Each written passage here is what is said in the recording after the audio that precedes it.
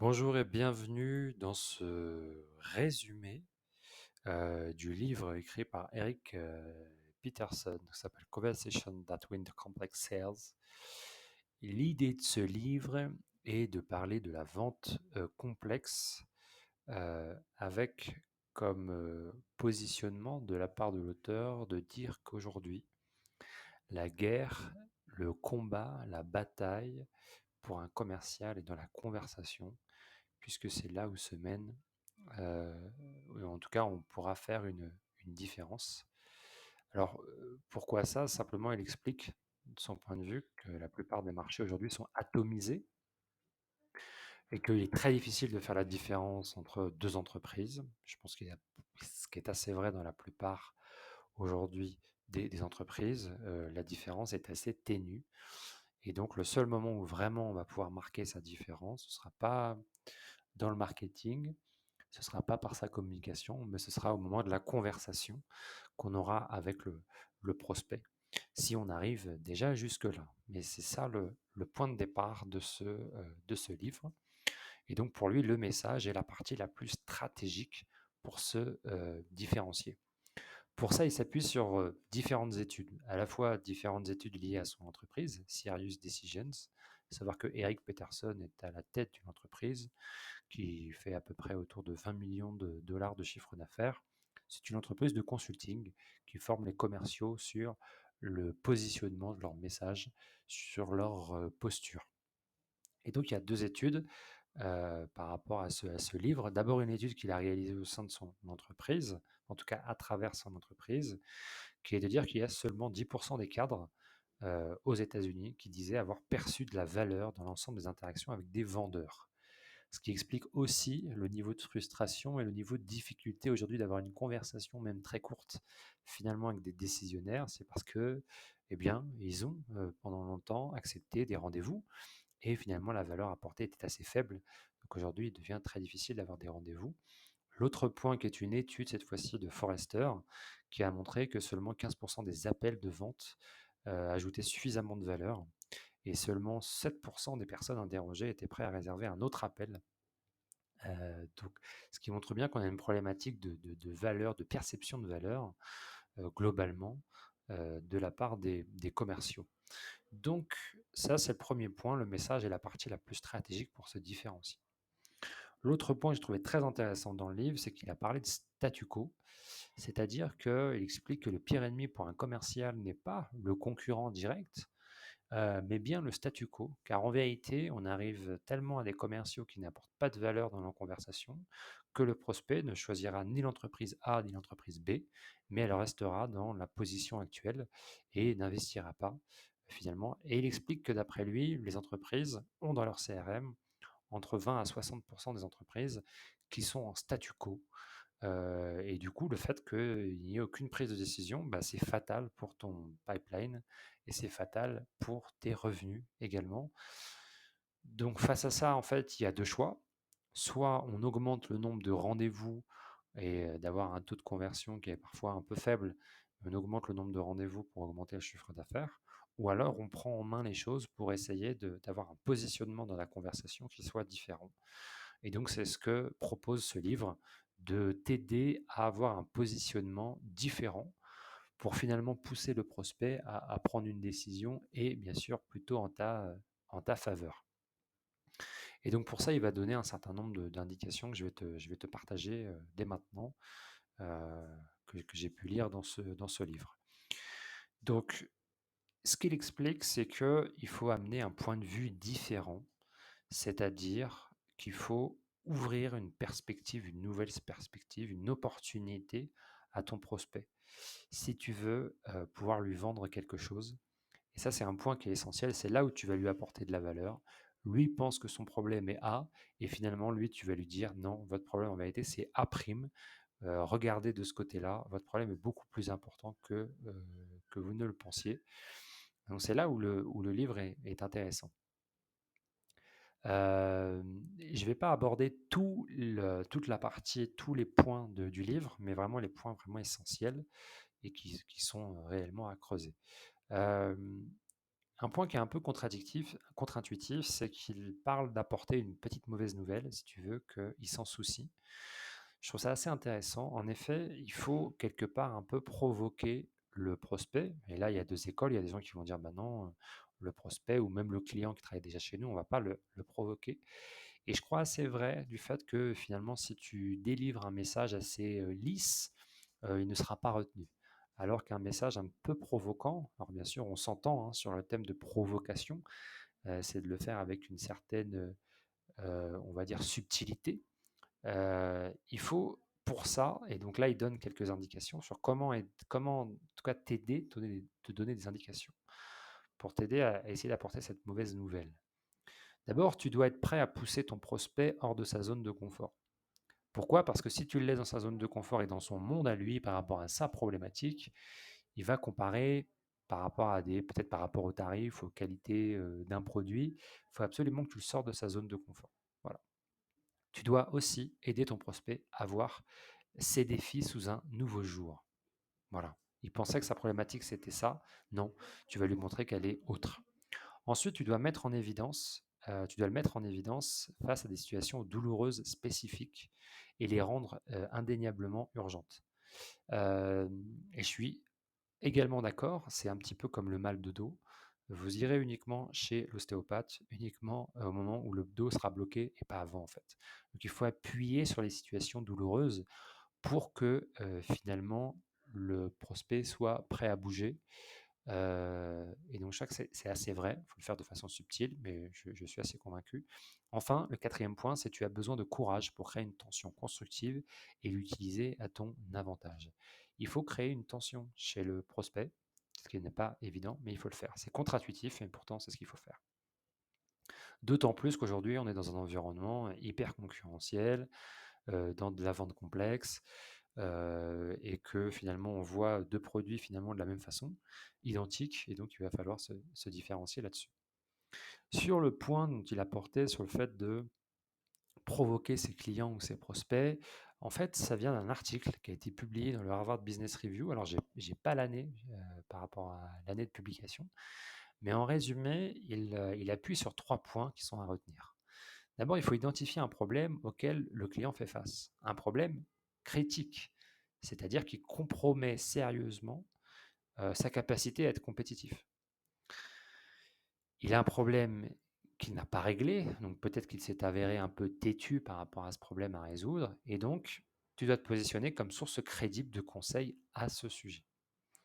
Le deuxième point, c'est une formule, une vision provocatrice du problème.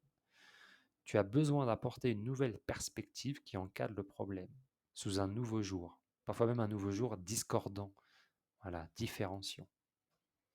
Et enfin, tu dois introduire une provocation. Pour gagner du soutien, tu communiques l'ampleur, la difficulté, l'urgence du problème à un cadre, à une personne qui a le pouvoir d'approuver la solution que tu proposes, sans le mettre sur sa défensive. Tu dois convaincre euh, peut-être un référent, un sponsor de l'idée et lui faire une introduction. Ça, c'est aussi une autre possibilité par rapport aux décideurs.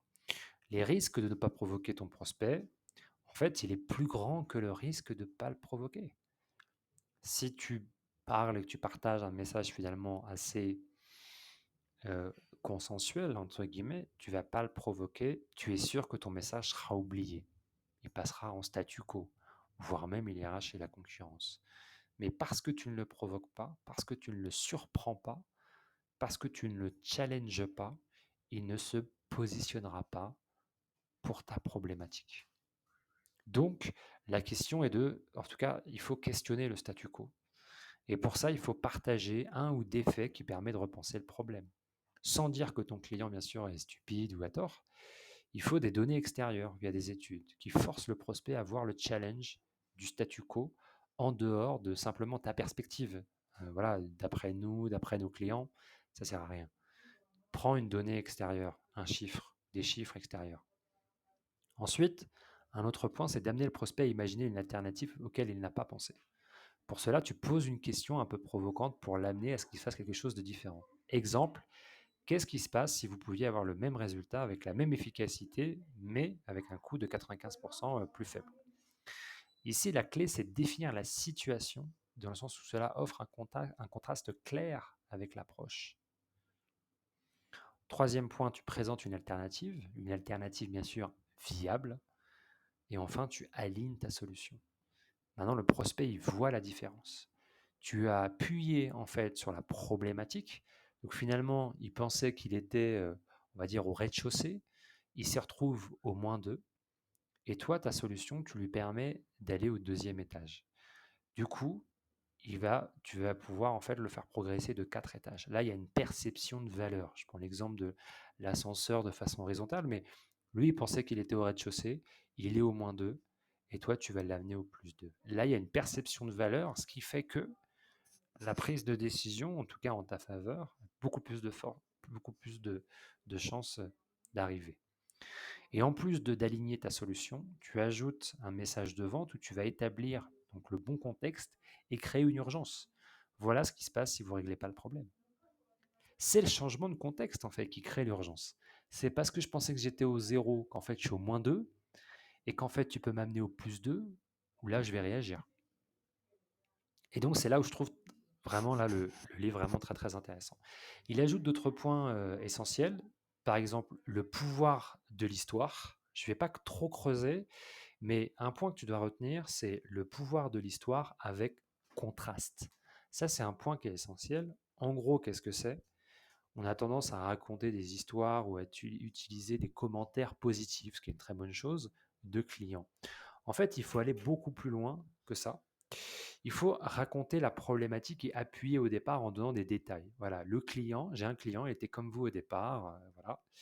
On essaie de trouver des similitudes et il avait ce problème-là. Alors, le problème que ça créait, les salariés perdaient du temps. Le directeur des ressources humaines, il s'arrachait les cheveux pour remplir ce document.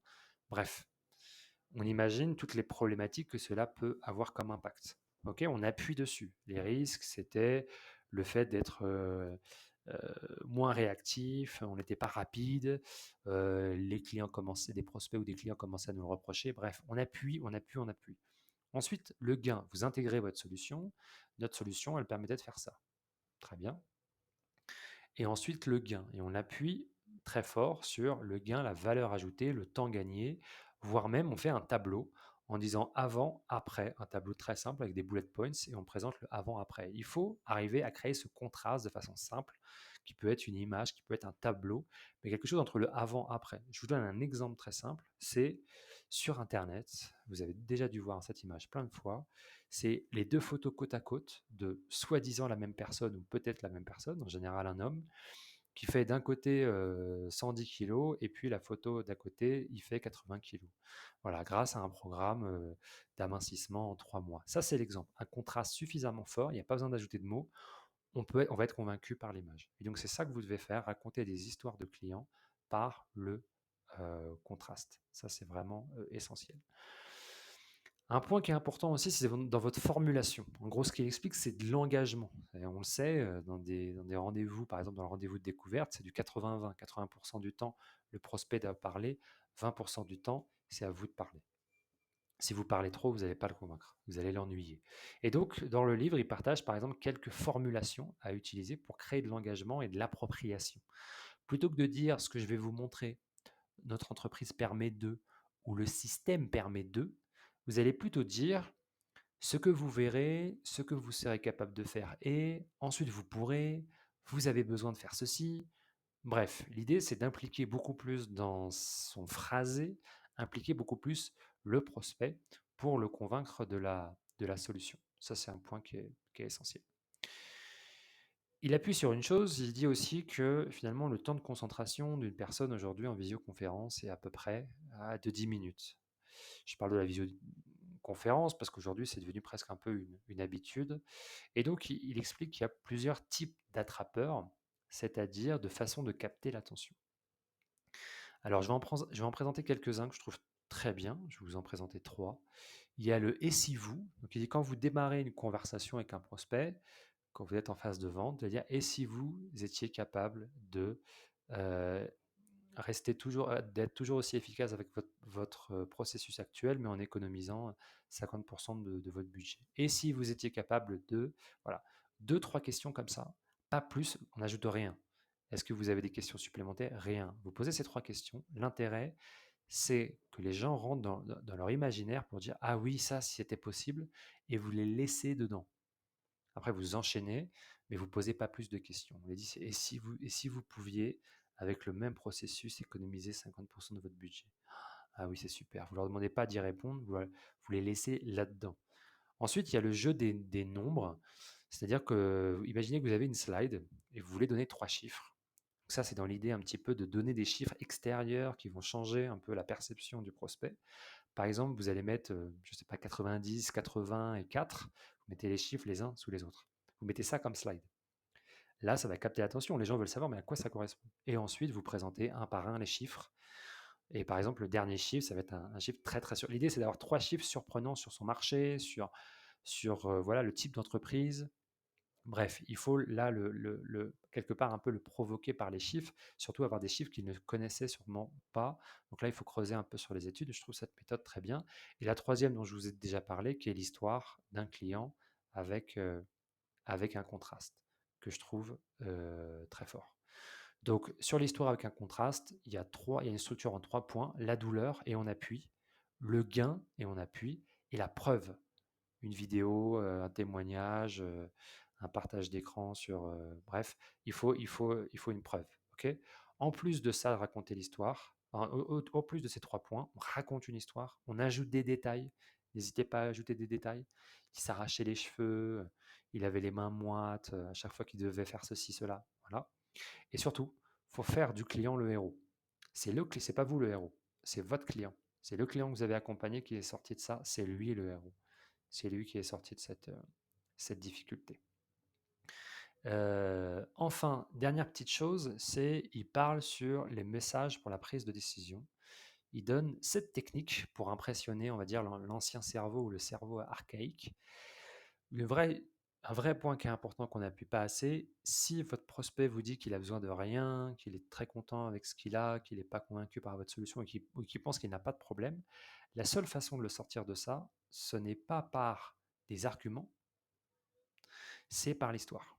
D'où l'importance de l'histoire. C'est l'histoire qui va résonner en lui et qui va faire que peut-être il va changer de position par rapport au problème qu'il a aujourd'hui. Donc les émotions, on utilise des émotions pour toucher les gens et pour créer un souvenir dans la tête d'un prospect. Ça, c'est important. Un autre point, j'en ai déjà parlé, mais je le répète, c'est important, c'est les contrastes. Essayez de créer des contrastes entre le avant et le après. Essayez de faire quelque chose qui fonctionne. Une image vaut 1000 mots, donc pourquoi pas utiliser un visuel dans le contraste. Soyez simple, simple, ne soyez pas trop technique dans la vente, même si sur des sujets, sur des sujets techniques, soyez simple. Essayez de rendre aussi la problématique personnelle par rapport au prospect. C'est un problème, on va dire, professionnel, de business, mais c'est aussi personnel. Il veut régler ce problème-là. Donc il faut rendre ce problème-là personnel. Et puis d'être très concret dans les exemples que vous donnez dans votre approche. Ne soyez pas vague, soyez très très concret. Donc ce livre est vraiment, si tu veux en savoir plus, tu veux creuser sur certains sujets, je t'invite vraiment à le lire. Tu as un contenu complet écrit sur mon blog où j'ai tout résumé. Là, j'ai voulu faire plutôt un résumé plutôt court sur l'essentiel à retenir. Et puis, je te dis à très bientôt pour un autre résumé de livre sur la vente.